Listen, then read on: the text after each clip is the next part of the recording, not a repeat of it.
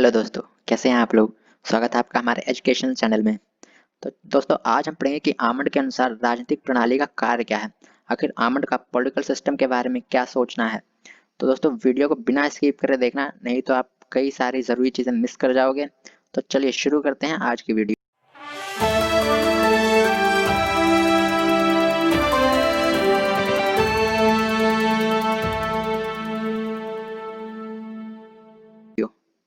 तो दोस्तों, जो आमंड है उसने राजनीतिक प्रणाली के कार्य को दो भागों में बांटा है। पहला निवेश कार्य और दूसरा निकास कार्य। और उसने निवेश कार्य के 4 प्रकार बताए हैं। उसने 4 टाइप्स में निवेश कार्य को डिवाइड किया है। पहला राजनीतिक समाजीकरण तथा भर्ती, और इन्हें विस्तार पूर्वक हम आपको आगे बताएंगे, इनका एक्सप्लेन करेंगे। तो देखिए, पहला टाइप है राजनीतिक समाजीकरण तथा भर्ती, दूसरा हित स्पष्टीकरण, और थर्ड हित समूहीकरण, और फोर्थ राजनीतिक संचार। इसी तरह इसने निकास कार्य को भी 3 भागों में बांटा है। पहला नियम निर्माण कार्य, दूसरा नियम लागू करने का कार्य, और तीसरा नियम के अनुसार निर्णय देने के कार्य। और अब निवेश कार्य क्या है वह जान लो। तो देखिए, निवेश कार्य राजनीतिक प्रणाली के गैर सरकारी ढांचों जैसे राजनीतिक दलों, दबाव समूहों, समाचार पत्रों आदि द्वारा किए जाते हैं। तो देखिए, जो निवेश कार्य है वह बिना सरकारी संगठनों के किए जाते हैं, जिसमें सरकार का कोई भी संगठन शामिल नहीं होता है। उनके द्वारा निवेश कार्य किए जाते हैं, जिसमें और यह निवेश कार्य लोगों द्वारा, आम जनता द्वारा बनाए गए संगठनों द्वारा किए जाते हैं, जिसमें राजनीतिक दल शामिल होते हैं, दबाव समूह शामिल होते हैं, और समाचार पत्र, इन सबके द्वारा निवेश कार्य किए जाते हैं। और अब निवेश कार्य के 4 टाइप्स हैं, उन्हें देख लीजिए। पहला है राजनीतिक समाजीकरण और भर्ती। तो देखिए, राजनीतिक समाजीकरण वह प्रक्रिया है जिसके द्वारा राजनीतिक प्रणाली के प्रति लोगों के मूल्यों तथा विश्वासों का निर्माण किया जाता है। तो देखिए, राजनीतिक समाजीकरण वह प्रक्रिया है जिसके द्वारा लोगों को राजनीति के साथ जोड़ा जाता है। लोगों का राजनीति के साथ, उनके विचारों, राजनीति के विचारों के साथ जोड़ा जाता है, या फिर राजनीति को लोगों तक पहुंचाया जाता है, जिससे लोग राजनीति में इंटरेस्ट ले सकें, राजनीति के कार्यों में अपने रिव्यू दे सकें, अपने विचार व्यक्त कर सकें कि राज्य में कैसे कार्य हो रहे हैं, कानून कैसे बनाए जा रहे हैं। तो ये इन सारे कार्यों को राजनीतिक समाजीकरण कहते हैं। और आमंड का मानना है कि राजनीतिक समाजीकरण वह विधि है जिसके द्वारा राजनीतिक संस्कृति को कायम रखा जाता है या बदला जाता है। ऐसा आमंड का मानना है कि राजनीतिक समाजीकरण के द्वारा या तो राजनीतिक को बनाए रखा जाता है या फिर उसे बदल दिया जाता है। जब देखिए दोस्तों, जब लोगों के रिव्यूज सरकार के प्रति आते हैं, उसे हम समाजीकरण कहते हैं। तो जब लोग उसे बदलना चाहते हैं, राजनीति से परेशान हो जाते हैं, उस राजनीतिक प्रणाली से, तो उसे बदल दिया जाता है। और अगर लोग उस राजनीतिक प्रणाली से खुश हैं, तो उसे वैसे ही के वैसे ही चलने दिया जाता है। तो यही मानना है कि आमंड का, कि राजनीतिक समाजीकरण वह विधि है जिसके द्वारा राजनीतिक संस्कृति को कायम रखा जाता है या बदल दिया जाता है। अब लोग अगर चाहेंगे तो उसी संस्कृति को बनाकर रखें, उसी राजनीतिक प्रणाली को, नहीं तो उसे बदल दिया जाएगा। जैसे हमारे 1947 में भारत में 1947 से पहले अंग्रेजों का राज था। जब लोगों ने उसको बदलना चाहा तो उसके बाद लोकतांत्रिक सरकार यहाँ बना दी 1947 के बाद, और अंग्रेजों को भगा दिया गया यहाँ से। तो ऐसा जब लोग चाहते हैं तो उनके अनुसार यह बदल दिया जाता है। अब देखिए, राजनीतिक समाजीकरण एक निरंतर प्रक्रिया है जो लगातार लगातार चलती रहती है, और स्थिति के बदलने के साथ राजनीतिक संस्कृति बदलती है, और इस कारण राजनीतिक समाजीकरण की प्रक्रिया लगातार चलती रहती है। अब देखिए, जैसे समय के अनुसार राजनीतिक प्रणाली के कार्य में थोड़े परिवर्तन आते हैं, तो उन्हीं जब परिवर्तन आते हैं तो उन कार्यों को लोगों तक पहुंचाया जाता है और उनके रिव्यूज ले जाते हैं। उससे फिर समाजीकरण होता है राजनीति का। तो इसी प्रकार इनके कार्य चलते रहते हैं। राजनीतिक समाजीकरण हमेशा चलता रहता है निरंतर। और राजनीतिक दल, दबाव और गुट समूह, समाचार पत्र तथा अन्य ऐसे ही संगठन निरंतर लोगों को सरकार की प्राप्तियों और कमजोरियों आदि से परिचित कराते रहते हैं, जिसके परिणामस्वरूप राजनीतिक समाजीकरण होता रहता है। अब देखिए, राजनीतिक समाजीकरण की गति क्या क्या होती है, किस प्रकार से वह कार्य करती है, वह देखिए। तो देखिए, राजनीतिक समाजीकरण की गति सरकार की किस्म पर निर्भर करती है। जैसे लोकतांत्रिक सरकार में यह गति तेज होती है, क्योंकि लोकतंत्र सरकार में लोगों को विचार की अभिव्यक्ति की पूरी स्वतंत्रता होती है। अब देखिए, जो लोकतंत्र में है, उसमें जो भी सरकार कार्य करती है वह सीधा लोगों तक पहुंचा देती है, बिना उसमें हेर फेर के, बिना बातों को उल्टा पुल्टा करे लोगों तक पहुंचा देती है। और जो लोगों का मानना है राजनीति के बारे में, वह भी सीधा सरकार तक पहुंच जाती है। तो इसमें राजनीतिक समाजीकरण की गति बहुत तेज होती है। जबकि तानाशाही सरकार में राजनीतिक समाजीकरण की गति धीमी होती है, क्योंकि तानाशाही सरकार में लोगों को राजनीतिक स्वतंत्रताएं प्राप्त नहीं होती हैं। अब जो भी तानाशाही सरकार में कानून बनाते हैं उसके बारे में मीडिया खुलकर बात तानाशाही सरकार में नहीं करती है। वहाँ केवल जो सरकार बातें लोगों तक पहुँचाना चाहती है या उन्हें बताना चाहती है, सिर्फ उतनी ही बातें उनकी सरकार से बाहर आती हैं, लोगों तक पहुँचती हैं, बाकी सारी वह छिपी रहती हैं। तो इस कारण वहाँ पर जो समाजीकरण की प्रक्रिया वह धीमी होती है, लोगों को वहाँ के कार्य सरकारी कार्यों के बारे में इतना पता नहीं चलता है। तो आपने गति के बारे में जान लिया। अब भर्ती क्या होती है? हमारा फर्स्ट पॉइंट था कि राजनीतिक समाजीकरण और भर्ती। तो अब समाजीकरण तो आप जान गए, अब भर्ती क्या है वह जान लीजिए। तो देखिए, भर्ती को इंग्लिश में रिक्वायरमेंट कहते हैं। अब राजनीतिक समाजीकरण के साथ साथ हर राजनीतिक प्रणाली में भर्ती का काम भी होता रहता है। भर्ती का अर्थ है विभिन्न पदों या कार्यों की पूर्ति के लिए अलग अलग भूमिकाओं को भरना है। क्योंकि व्यक्ति त्याग पत्र देते हैं, क्योंकि कई व्यक्ति त्याग पत्र देते हैं, कई सेवा मुक्त हो जाते हैं, मर जाते हैं या हटा दिए जाते हैं या बदल दिए जाते हैं, जिसके परिणाम स्वरूप पद खाली हो जाते हैं और उनके स्थान पर नए व्यक्तियों की भर्ती की जाती है। यह प्रक्रिया इसी प्रकार चलती रहती है। अब देखिए दोस्तों, जब भी किसी पोस्ट पर कोई व्यक्ति आता है तो उसकी या तो बदली कर दी जाती है या फिर उसका टाइम पूरा रहता है, तो उसके स्थान पर किसी दूसरे व्यक्ति को नियुक्त करना, उसे हम भर्ती कहते हैं। और यह प्रक्रिया लगातार चलती रहती है, क्योंकि जब भी कोई नया व्यक्ति पोस्ट पर आता है तो या तो उसे बदल दिया जाता है या फिर उसकी एक टाइम के बाद वो रिटायरमेंट आ जाती है, तो वहाँ पर नया व्यक्ति को नियुक्त करता है। तो इसी प्रकार यह भर्ती की प्रक्रिया सदा ही चलती रहती है। और अब सेकंड पॉइंट है हमारा हित स्पष्टीकरण। तो देखिए, हर राजनीतिक प्रणाली में रहने वाले लोगों की कुछ मांगे या हित या उद्देश्य होते हैं और इन्हें सरकार के समक्ष प्रस्तुत करने की प्रक्रिया को हित स्पष्टीकरण कहते हैं।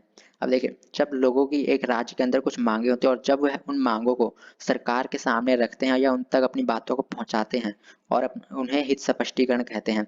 अब अब सिंपल भाषा में समझिए कि जो अब लोग अपने हितों को लोग सरकार के सामने स्पष्ट रूप से रखते हैं, उसे हम हित स्पष्टीकरण कहते हैं। और राजनीतिक प्रणाली का यह एक बहुत ही महत्वपूर्ण कार्य है, क्योंकि सरकार द्वारा नीति निर्माण का कार्य इन मांग या हितों के दृष्टिगत ही किया जाता है। अब देखिए, जब लोग सरकार से मांग करते हैं कि हमारे लिए ऐसे कानून बनाए, हमारे यहाँ पे बेरोजगारी बहुत है, बेरोजगारी के लिए कुछ कीजिए, तब सरकार बेरोजगारी के लिए कार्य करती है, नए कार्य करती है लोगों से ओपिनियन लेके। तो इसी प्रकार यह जरूरी होता है। और हित स्पष्टीकरण की प्रक्रिया को दबाना नहीं चाहिए, बल्कि इसके लिए अधिक अवसर प्रदान किए जाने चाहिए। अब देखिए, जो सरकार में कमी है, लोग उनके बारे में सरकार को बताते हैं, उसे हित स्पष्टीकरण कहते हैं। और अगर सरकार उनकी बातों को दबाने लगे, उनके बातों को ना सुने, सरकार की कमियों के बारे में उन्हें अवगत ना कराए, तो ऐसे में वह राज्य तो कभी विकास कर ही नहीं सकेगा, क्योंकि वह तो कमियों से ही घिरा रहेगा। और हित स्पष्टीकरण के अनुसार हम राज्य की कमियों को दूर करते हैं, जिससे राज्य और अच्छा बनता है। और हित स्पष्टीकरण के साधन क्या हैं? तो देखिए, लिखित निवेदन देना, लिखकर सरकार तक अपनी बातों को पहुंचाना, या राजनीतिक सभाओं में जहां भी राजनीति की कोई भी बातचीत चल रही हो, सभा चल रही हो, वहां पर अपनी बातों को रखना, या समाचार पत्र पत्रिकाओं द्वारा अपनी बातों को सरकार तक पहुंचाना, या रोष सभाओं द्वारा जब भी कहीं पर प्रोटेस्ट मीटिंग चल रही होती है या सरकार के अगेंस्ट बातें चल रही हो, वहां पर जाकर अपनी बातों को रखना, या हड़ताल आदि साधनों द्वारा हितों का स्पष्टीकरण करना। इन सारे साधनों के द्वारा हम सरकार तक अपनी बातों को रखते हैं। जबकि कुछ लोग कई बार हित स्पष्टीकरण के लिए हिंसक साधनों जैसे कि सरकारी संपत्तियों को नुकसान पहुंचाना, आग लगाना, हिंसक प्रदर्शन करना या राजनीतिक नेताओं की हत्या करने का भी प्रयोग करते हैं। पर दोस्तों, जो ये है यह इस जो हिंसक साधन है या सरकारी संपत्तियों का नुकसान पहुंचाना, इन सब के यह सारे कार्य नहीं करने चाहिए एक तरह से देखिए, क्योंकि इसमें सरकार का तो कोई नुकसान होता नहीं है। इसमें नुकसान होता है वह हम लोगों का ही होता है। हम बसों को जला देते हैं कोई प्रोटेस्ट में या फिर हड़तालें करते हैं, तो उससे नुकसान लोगों का ही होता है, क्योंकि हम बसों को ट्रेनों को जला देते हैं, तोड़ फोड़ करते हैं, तो उसकी रिपेयरिंग के लिए दोबारा पैसे हमारे ही दिए हुए टैक्स से रिपेयर किया जाता है। सरकार को तो कुछ आता नहीं है, वह 2-3 साल में अपने काम करके दोबारा से बदल दी जाती है, नई सरकार आ जाती है, नुकसान केवल हमारा ही होता है। तो इस तरह के कार्य नहीं करने चाहिए। और हमारा थर्ड पॉइंट है हित स्पष्टीकरण। तो देखिए, भिन्न भिन्न संघ या समूहों द्वारा तरह तरह की मांगे रखी जाती हैं और जिनकी पूर्ति के लिए विभिन्न नीतियों का निर्माण नहीं किया जाता है।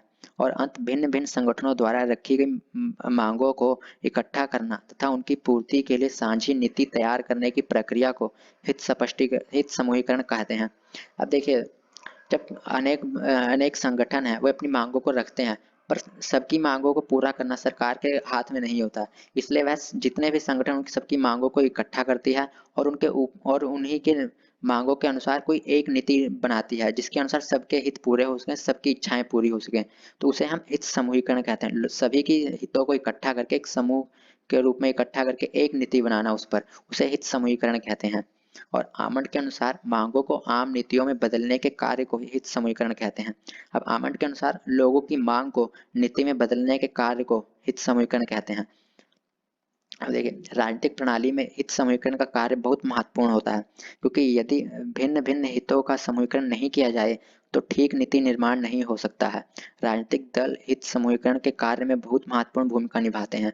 वे अपने कार्यक्रम का निर्णय करते हैं, समय, जाति, समुदाय, वर्ग आदि के हितों को मुख्य रखकर एक सर्वमान्य कार्यक्रम करते हैं। अब देखिए, अगर हम सभी के समूहों द्वारा की गई मांगों को पूरा करें तो उससे राज्य का नुकसान भी हो सकता है, क्योंकि कुछ समूह होते हैं जो जाति के नाम पर बने हैं या किसी धर्म के नाम पे समूह बने हैं, उनकी मांगों को अगर हम पूरा करेंगे तो उससे दूसरे जाति के लोगों का भी नुकसान होगा। इसलिए सरकार उन मांगों को मानती है और उन मांगों को पूरा करती है जिससे सभी का भला हो, उसे हम हित समूहीकरण कहते हैं। अब बात कर लेते हैं राजनीतिक संचार की। तो देखिए, राजनीतिक संचार का अर्थ है सूचना प्रदान करना। अब राजनीतिक प्रणाली को नीति निर्माण के लिए हित स्पष्टीकरण पर निर्भर करना पड़ता है। अब हित स्पष्टीकरण क्या है? जब लोग अपनी मांगों को सरकार के सामने रखते हैं, उन्हें हम हित स्पष्टीकरण कहते हैं। और जब सरकार कोई नीति बनाती है तो इन्हीं मांगों को रखकर ही कोई नया कानून या कोई नई नीति बनाती है। और हित स्पष्टीकरण तभी हो सकता है यदि राजनीतिक संचार के साधन उचित हों और स्वस्थ हों। अब देखिए, जो लोग मांग कर रहे हैं उनकी मांगे सरकार तक तभी पहुंचेंगी जब राजनीतिक संचार के साधन उचित रूप से कार्य कर रहे होंगे और स्वस्थ होंगे, ठीक प्रकार से कार्य करते होंगे। और इस राजनीतिक संचार के द्वारा राजनीतिक प्रणाली के विभिन्न भागों का आपस में तथा अन्य गैर राजनीतिक प्रणाली के साथ संबंध कायम रहता है। और राजनीतिक संचार के द्वारा ही जो सरकार के विभिन्न भाग होते हैं जैसे कार्यपालिका, न्यायपालिका, इनके बीच में संबंध कायम रहता है। और जो बाहरी गैर राजनीतिक संस्था होते हैं उनके साथ भी संबंध कायम रहता है सरकार का। और इसी के परिणामस्वरूप एक दूसरे की गतिविधि तथा मांग आदि का भी पता चलता है। और इसी तरह राजनीतिक संचार राजनीतिक निर्माण में सहायता करती है। अब राजनीतिक संचार के द्वारा जब लोगों की मांग के बारे में पता लग जाता है तो उसी के अनुसार ही नए कानून बनाए जाते हैं या नीतियां बनाई जाती हैं। तो इसी प्रकार जो राजनीतिक संचार है वह नीति बनाने के लिए एक सहायक, बहुत अधिक सहायक सिद्ध होती है। और दोस्तों, अब बात करते हैं निकासी कार्य क्या होते हैं। देखिए, निकासी कार्य सरकार के कार्य होते हैं। निवेशों के आधार पर सरकार द्वारा जो नीतियां बनाई जाती हैं और निर्णय किए जाते हैं या कानून का निर्माण किया जाता है, कानून को लागू किया जाता है, उन्हें हम राजनीतिक प्रणाली के निकास कार्य कहते हैं। अब देखिए दोस्तों, जो भी हमने अभी 4 पॉइंट पढ़े, इनके आधार पर जब सरकार कोई नया नीति बनाती है या कोई भी कार्य करती है तो उसे हम निकास कार्य कहते हैं। और इसको भी आमंड ने निकास कार्यों को 3 भागों में बांटा है। और उसमें फर्स्ट पॉइंट है उसका नियम बनाने का कार्य। तो मनुष्यों के आपसी संबंधों को नियमित करने के लिए नियमों का होना जरूरी है, क्योंकि नियमों के बिना समाज में अराजकता फैल जाएगी। अतः राजनीतिक प्रणाली का पहला महत्वपूर्ण निकासी कार्य नियम बनाने का है।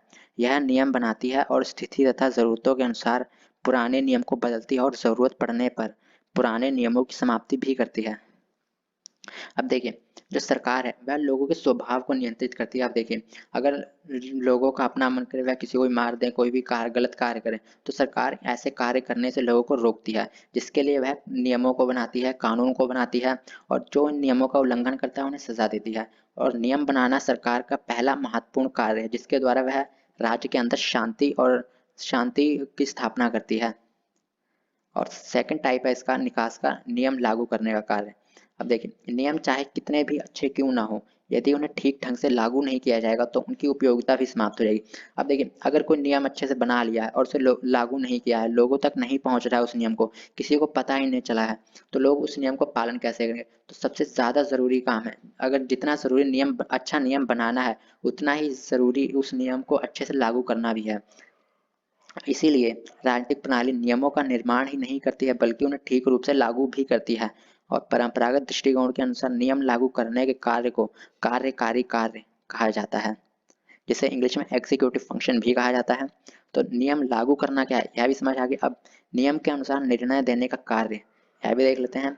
तो नियम भले ही कितने अच्छे और कठोर क्यों ना हो, उनके उल्लंघन के लिए किए जाने वाली संभावना बनी ही रहती है। और यदि उल्लंघन करने वालों को सजा ना दिए जाए सजा के लिए कोई प्रबंध ना किया जाए तो हर व्यक्ति नियमों का उल्लंघन करेगा और अपनी इच्छा अनुसार ही उनकी व्याख्या कर लेगा।